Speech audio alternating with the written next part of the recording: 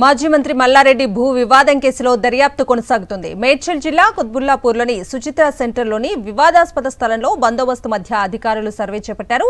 భూమికి సంబంధించిన అన్ని పత్రాలు ఉన్నాయని, తనకు అధికారులు సహకరించడం లేదని మాజీ మంత్రి మల్లారెడ్డి ఆరోపిస్తున్నారు. ఇక ఇదే అంశానికి సంబంధించి మరిన్ని అప్డేట్స్ ని మా ప్రతినిధి సుస్మిత అడిగి తెలుసుకుందాం. సుస్మిత,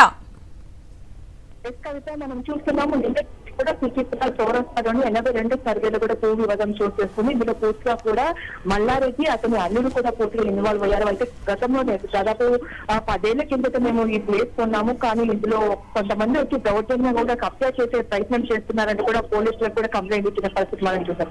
అయితే ఆ తర్వాత కూడా అల్లుడిని అలాగే మాజీ మంత్రి మల్లారెడ్డిని కూడా పోలీస్ స్టేషన్ లో కొన్ని గంటల పాటు ఉంచారు. ఆ తర్వాత సర్వే నిమిత్తం కూడా స్థల వివాదం దగ్గరికి తీసుకెళ్లినప్పటికీ వర్షం ఆటంకం కారణంతో ఇవాళ సర్వే చేస్తామని కూడా చెప్పారు.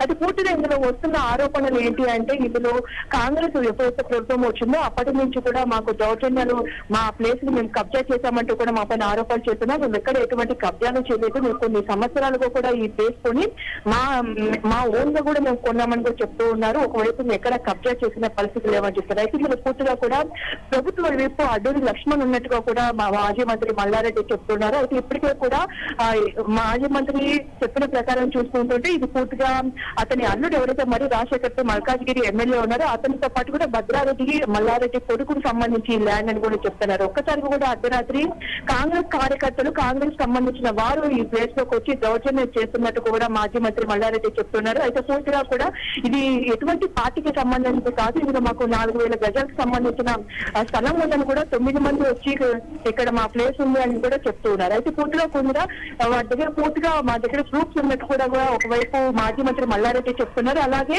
ఈ ప్లేస్ లోకి ఎంటర్ అవ్వద్దు అని చెప్పి కోర్టు కూడా ఆర్డర్ ఇచ్చినట్టు కూడా ఎవరైతే అపోజిషన్ వర్గాలు ఉన్నాయో వారు కూడా చెప్తున్నారు. అయితే పూర్తిగా ఈ 2 ప్రూఫ్స్ కూడా పోలీసులు సబ్మిట్ చేశారు. రెవెన్యూ అధికారులు స్థలం దగ్గరికి చేరుకొని కూడా అక్కడ మొత్తం కూడా సర్వే చేసిన పరిస్థితి కనిపిస్తుంది. ఒకవేళ ఇన్కేస్ మాజీ మంత్రి మల్లారెడ్డికి సంబంధించిన ఆ ప్లేస్ లో ఆపోజిట్ వాళ్ళు ఉంటే వాళ్ళకి తిరిగి ఇచ్చేస్తామని కూడా చెప్తున్నారు. కొన్ని సంవత్సరాలు కూడా మేము ఈ ప్లేస్ లో ఉన్నాము, ఇక్కడ ఒక కాంపౌండ్ వాళ్ళు కట్టుకున్నాము, మా ప్లేస్ గా వాడుకుంటున్నాము. అయితే రాత్రికి రాత్రి వచ్చి ఆ ప్లేస్ కూడా పూర్తిగా కూల్ చేసి అక్కడ శక్తిని కూల్ చేశారు. అయితే ఫిర్యాదు చేశామని ఒక మాజీ మంత్రి మల్లారెడ్డి చెప్తున్నారు. అయితే అడ్డూరి లక్ష్మణ్ పేరు కూడా రావడంతో కూడా ఆయన కూడా పూర్తిగా కూడా ఆ ప్లేస్ ని 2019లో మేము అమ్మేశామని కూడా ఒక క్లారిటీ చేస్తున్నారు. పూర్తిగా ఈ విషయం గురించి 3 వర్షన్స్ గురించి మనకైతే పూర్తిగా క్లారిటీ అయితే రావాల్సింది. ఇది మాజీ మంత్రి మల్లారెడ్డితో లేకపోతే ఈ 9 మందికి సంబంధించిన 4000 గజాలు ఇందులో ఉందా అనేది కూడా రెవెన్యూ అధికారులు తెలిపే అవకాశం అయితే ఉంది. కవిత.